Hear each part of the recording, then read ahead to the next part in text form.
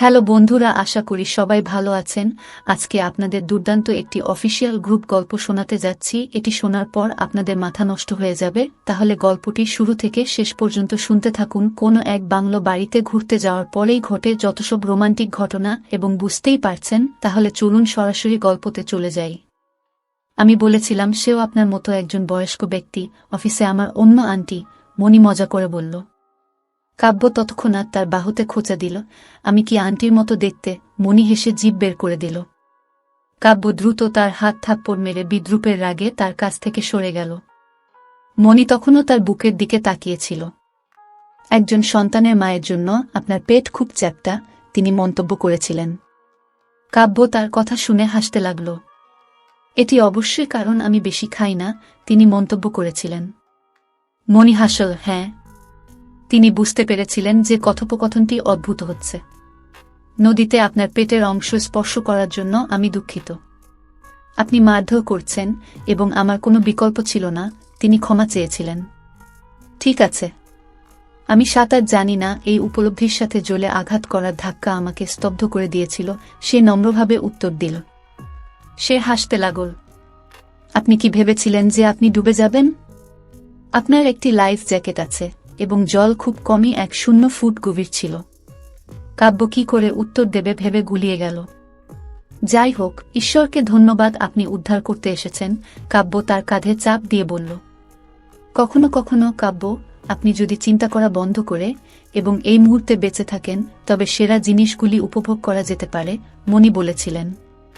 কাব্য তার দিকে এমনভাবে তাকালো যেন সে কলেজে তার দর্শনের ক্লাসের একটি বর্ণনা করছে।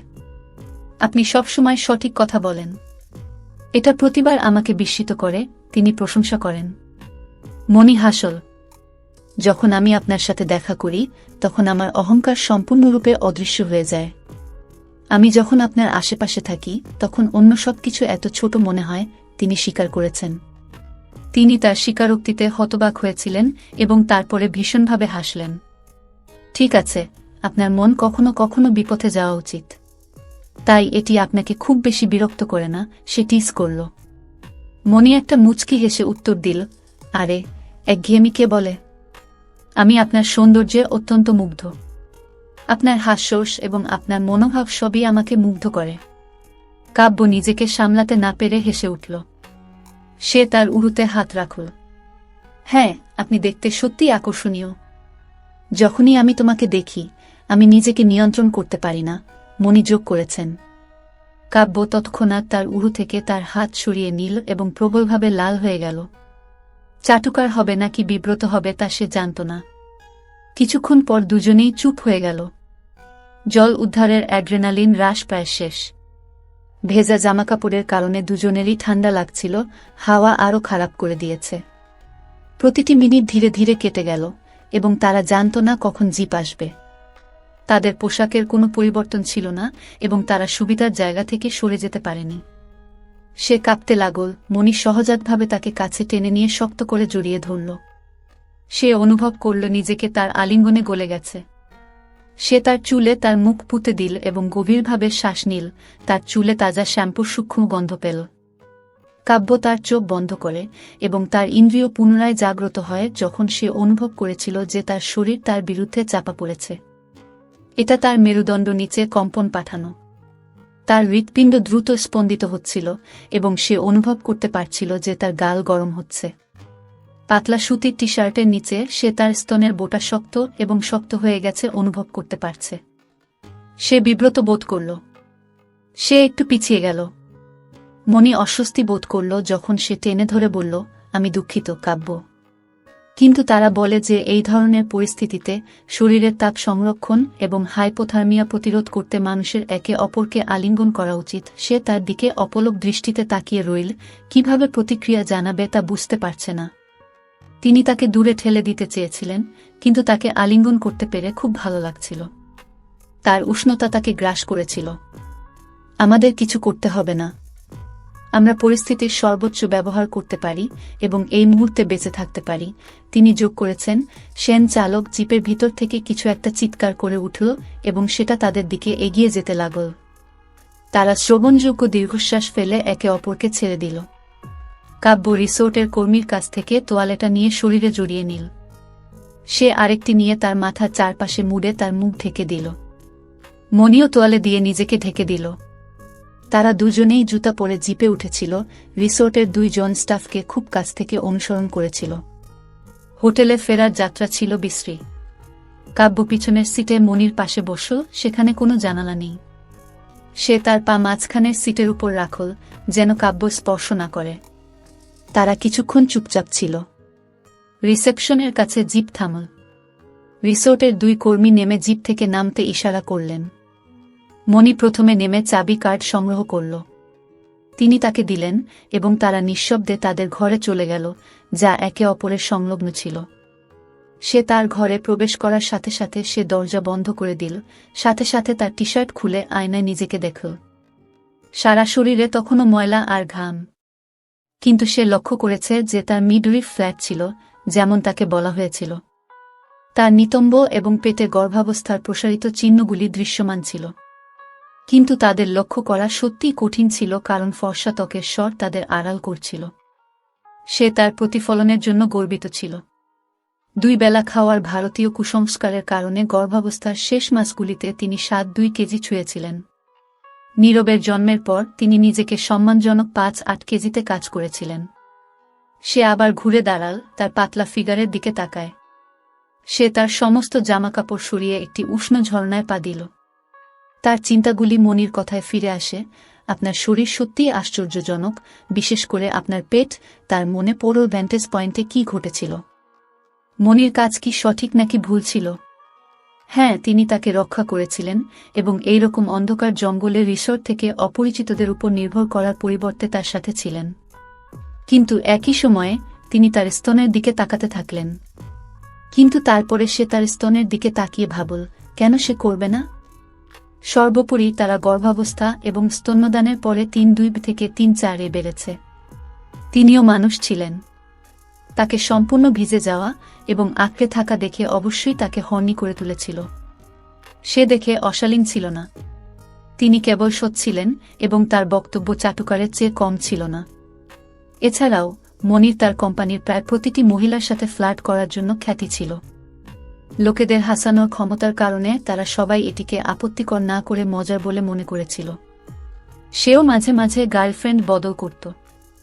আসলে ম্যাথুর সামনেই প্রিয়ার সঙ্গে ফ্লার্ট করতেন তিনি। তারা তার সাথে হাসাহাসি করত।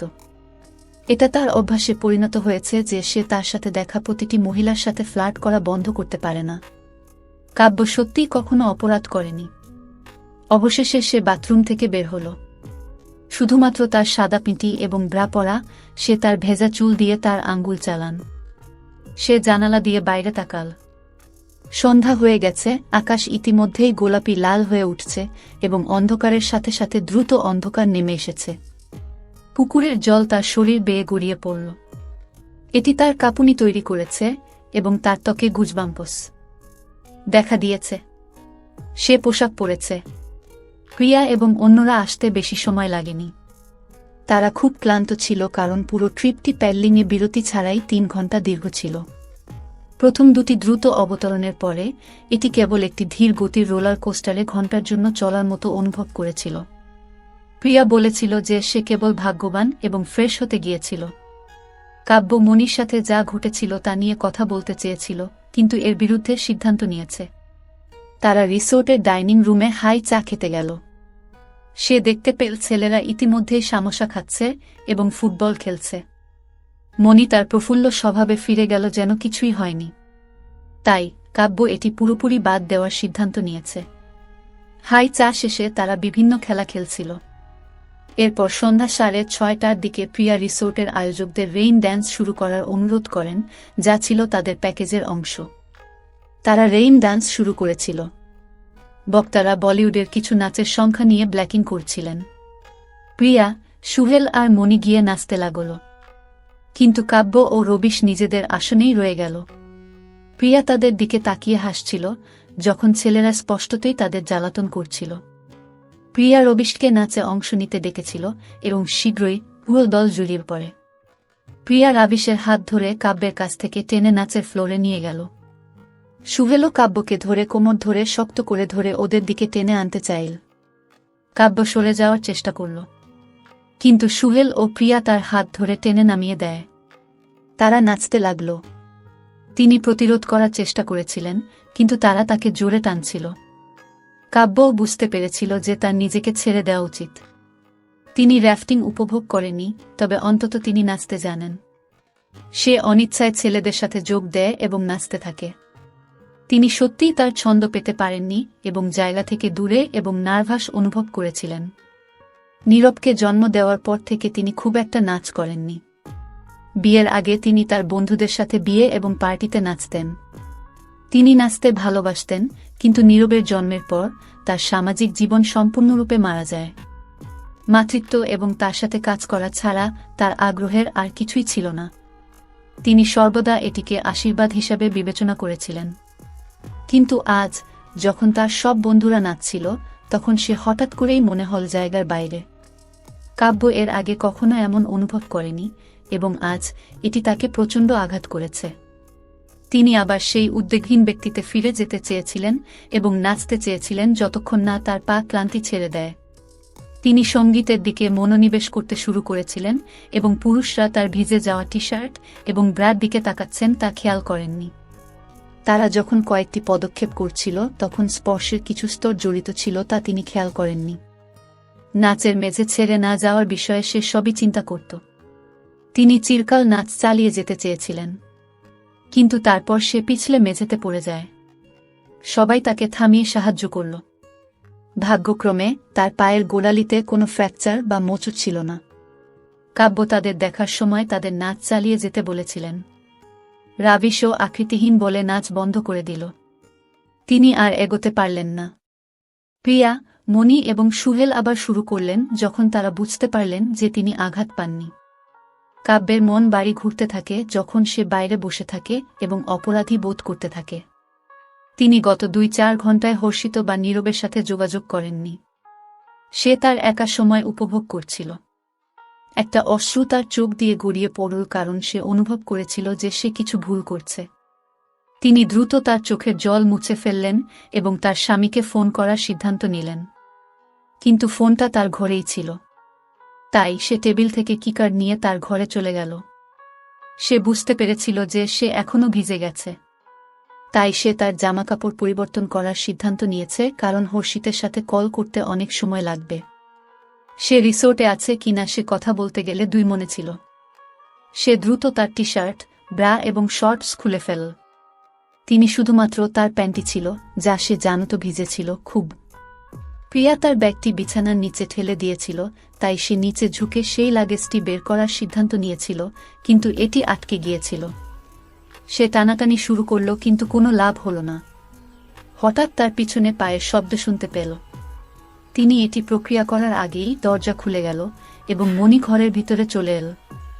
তিনি কিছু না বলে তার দিকে তাকিয়ে রইলেন এবং তার প্যান্টি পরিহিত শরীরের দিকে তাকিয়ে রইলেন। কাব্য নিথর হয়ে স্তন ঢেকে রাখার চেষ্টা করল। মণি শুধু কাছাকাছি সরানো এবং তার বোবস তাকান। সে যে ভঙ্গিতে ছিল তার কারণে তারা সম্পূর্ণরূপে উন্মোচিত হয়েছিল। কাব্য তাকে চিৎকার করতে চেয়েছিল, কিন্তু শব্দগুলি বেরিয়ে আসেনি। অবশেষে তিনি যথেষ্ট সাহস সঞ্চয় করে জিজ্ঞাসা করলেন, আপনি এখানে কেন? দুঃখিত, আমি একটি ডাম্প নিতে চেয়েছিলাম এবং আমি ভুলবশত আমার পরিবর্তে প্রিয়ার কিকার্ড নিয়েছিলাম, মণি ব্যাখ্যা করেছিলেন। সে তার সম্পূর্ণ নগ্ন অবয়বের মধ্যে ভিজতে থাকল। কাব্য কি বলবে বুঝতে পারছিল না। মণি দ্রুত তার কাছে এসে বলল, আপনার ঘরে প্রবেশ করার জন্য দুঃখিত। সে মিথ্যা বলেছিল যেহেতু সে এখনও তার নগ্ন স্তন, শক্ত স্তনের বোটা এবং তার ভব দেখেছিল। এটা তার ভেজা প্যান্টি মাধ্যমে দৃশ্যমান ছিল। দুঃখিত হওয়ার দরকার নেই, ব্যঙ্গ করে বলল কাব্য। এবং আমার দিকে এভাবে তাকানো বন্ধ করুন। মণি শেষ পর্যন্ত তাকে বিরক্ত করা বন্ধ করে, দুঃখিত, আমি প্রতিরোধ করতে পারিনি। তোমার মতো এত সুন্দর শরীর আমি আগে দেখিনি, নরম গলায় বলল। কাব্য হতবাক হয়ে গেল। সে যা শুনছিল তা বিশ্বাস করতে পারছিল না। মণি যখন অরক্ষিত ছিল তখন সেখানে প্রবেশ করেছিল এবং তাকে যেভাবে দেখেছিল কেবল হর্ষিতকে দেখতে দেওয়া হয়েছিল, কিন্তু তিনি তার শরীরের প্রশংসা হিসাবে তিনি পেয়েছিলেন। তিনি আবারও লালসার শিকার হয়েছিলেন এবং কেন এটি ঘটেছে তা বুঝতে সক্ষম হননি। কিন্তু সবচেয়ে খারাপ দিকটি হলো সে চায়নি যে সে তার দিকে তাকানো বন্ধ করুক। তিনি তার শরীরের দিকে তার চোখ চকচক করে উপভোগ করেছেন এবং এটি তাকে আরও শৃঙ্গাকার করে তুলেছে। তার আবেগ তার ইন্দ্রিয় দখল করে নিচ্ছিল এবং তার এমন কাজ করে তুলছিল যা সে কখনই ভাবতে পারেনি। সে ধীরে ধীরে তার হাত শিথিল করে তার বেলুন ঢেকে রাখার চেষ্টা করে। মনীয় ক্ষমাপ্রার্থী হওয়ার চেষ্টা বন্ধ করে তার বুক ও নাভির দিকে তাকাতে শুরু করে। কাব্য বুঝতে পেরেছিল যে সে সত্যিই তাকে দেখেই চালু হয়ে গেছে। তার আঁকড়ে থাকা ভেজা হাফ প্যান্টের মধ্য দিয়ে তার ইরেকশন দেখাতে শুরু করে। এটা বেশ বড় ছিল এবং প্রায় তার শর্টস